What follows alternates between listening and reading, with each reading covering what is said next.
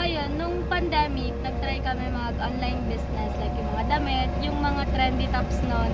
Tuturan ko sa business talaga, kailangan talaga, alam mo sa sarili mo kung ano yung tama at mali. Hello mga kakwentuhan, for today's episode, nandito ako ngayon sa Batangas. Actually, pang third time ko na to na bumabalik-balik dito sa lugar na to kasi taga dito yung makakakwentuhan natin at hindi kami magkatagpo ng schedule. So, now it's finally happening and makakakwentuhan na natin siya. Napaka-special sa akin ng topic na to kasi marami tayong matututunan sa batang to. So, watch natin. Hello! Hi guys! Makikita nyo iba yung itsura ng pwesto namin ngayon kasi dalawa ang aking special guest. Dito talagang pinuntahan ko pa sila dito sa Calaca, Batangas at ilang beses ko na to, pangatlo na yan, no? Kailangan ko kasi makuha yung schedule nila. Wow! Super busy! Super busy, pakilala mo na. Schedule! I'm Cami. Ako po si Camille. Ano kayo? 24 po.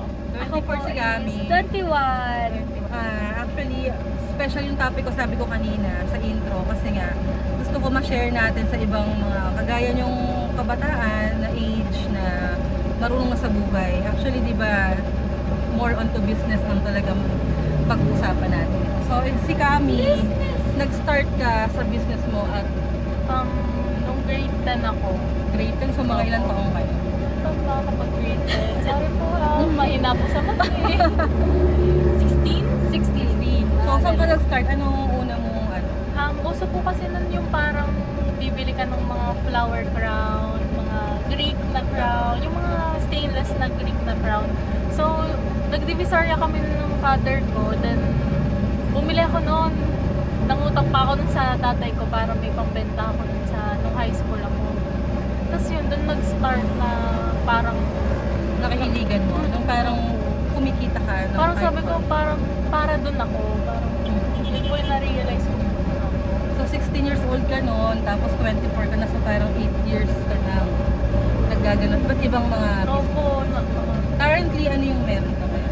yung Kayara po, bale, mixed drinks po siya, yung Chucky Oreo drinks. Then, papasabay po ako or nagre-resell po ako ng mga Dubai Chewy cookies since viral po yun. Mas mabilis po yung bentahan. Na-adapt po siya ng mga kapatid ko. So, nagnanegosyo din sila para may mabaon din sila sa schooling nila. Then, yung father ko naman, nagnegosyo na din siya after niya mag-for good. Nung umuwi siya biglaan sa galing siya abroad. Tapos doon nila napapaikot yung mga kinikita nyo no? Kasi before, syempre parang mahina. Gaya yung sinabi mo kanina, parang minsan wala namang kita. Okay, kasi ang dami rin kalaban.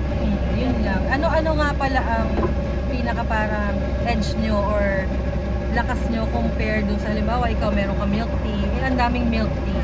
Sa tingin mo, ano yung minabalik-balikan sa inyo nung Aside from quality din po, nag-come up po kasi ako sa idea ng, since nung pandemic kasi siya nag-start yung sa Kayara. Since yung mga milk tea nag-close, nag-start siya dun sa rolling cart. So, ako lang yung may rolling cart na milk tea dito sa, hindi naman siya total milk tea, yung drinks dito sa Calaca. Parang first ever siya. Then, yun, parang yun yung pinaka-edge ko. Then, hindi ko ginaya yung ibang milk tea na yung usual Okinawa, wintermelon. So, yung sa akin, wala siyang boba. Then, Chucky Oreo drink siya.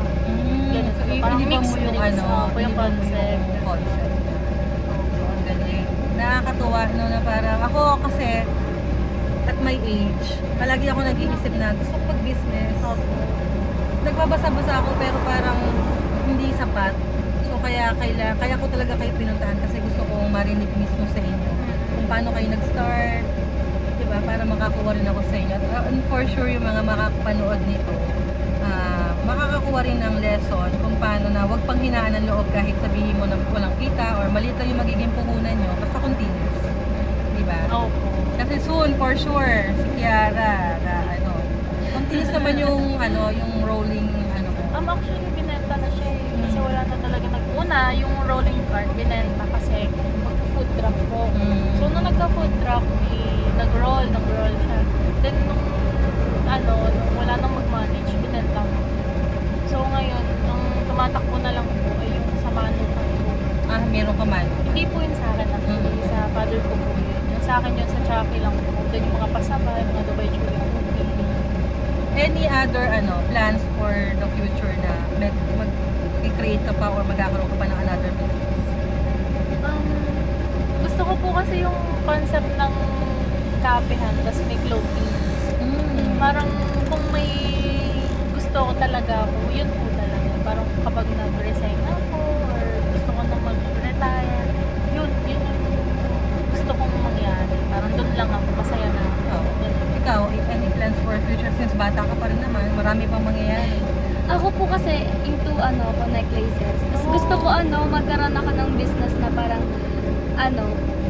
makaka-help ako sa mga tao din na makapag-invest sila ng mga gold, silver sa bagay sa maganda. necklace kasi tumataas din yung Oo, lalo value. ngayon. Gusto ko talaga siyang i-push. Push niyo yan. Try mo lang yun. Tama, push lang ng push. Tsaka, opo, ipag-pray mo. Kasi kung para sa'yo talaga, para sa'yo. Kasi yung sa Kayara, pinag-pray ko talaga. Oo. Kasi yun yung binigay.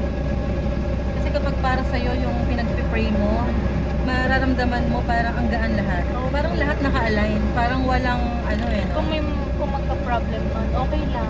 Parang Parang masosolve agad pag para sa'yo. So, any message? And actually, gusto kong malaman din ng mga viewers natin. Paano ba kayo nagkakilala? Matagal na ba kayo mag-friends? Actually, matagal ko na po siyang kilala, pero hindi pa ganun hindi naging friends kasi kilala ko siya before 2018, nagkaroon ako ng pageant sa barangay nila. Tapos yung kapatid niya, reigning queen. Tapos siya lagi nakikita ko kasi lagi siyang kabuntot ng Oo. kapatid niya. stage mo. Sabi ko, ang galing kasi ganun din kasi yung mga ate ko sa akin na kapag may ganap talaga, supportive. Kaya sabi ko, kilala ko siya. Tapos, kakilala din kasi siya ng handler ko. Lagi ko pag sabay kami minamake up ng kapatid, nakikita ko siya. Tapos, nagkaroon ng yun, nakilala ko siya dahil din sa Kayara niya. Tapos, dati pa, hindi ko pa kasi natitikman yung tinda niya kasi sabi ko dati, madaming bumibili kahit mahal. Namamahalan kasi ako dati kasi sabi ko, ang mahal naman, hindi ko afford kasi sakto lang yung baon. Hindi naman ako humingi ng malaking baon. Tapos sabi ko, titikman ko siguro siya kapag may extra. Eh, hindi na nangyari. Tapos nung nagtinda na din ako, doon ko na-realize na hindi pala talaga siya mahal. Kasi nakadepende pala talaga siya sa ingredients na ginagamit, gano'n. Tapos kung hindi pala dahil porket mahal or hindi na siya ganun kasarap. Kasi binabalikan yung sayo. Kaya sabi ko, gusto ko talaga siya itry. Yun. Tapos naging girlfriend ka ng kuya ko. Akala ko hindi tayo magkiklik kasi hindi naman ako pala kausap. Hindi ako yung dadaldal sa kusino, gano'n. Yung ikaw mag-approach. Nahiya po kasi ako kasi uutal ako makipagkausap kapag hindi kukunti nga lang friends ko bilang lang kasi hindi po ako maalam makipag-communicate yun. Tapos mabait si ate, dinadaldal niya ako, edi friends na kami. So, nag-start. And soon, yeah. magiging business partners na kayo. Abangan nyo yung magiging business nila. Actually, nag-meeting sila kanina. Soon po yun, Soon, pakiabang. oo. Ayun, sana naging komportable kayo, naging masaya kayo kahit short lang yung kwentuhan natin sa kotse. Soon, at least makikita nyo yung changes dito sa ating vlog.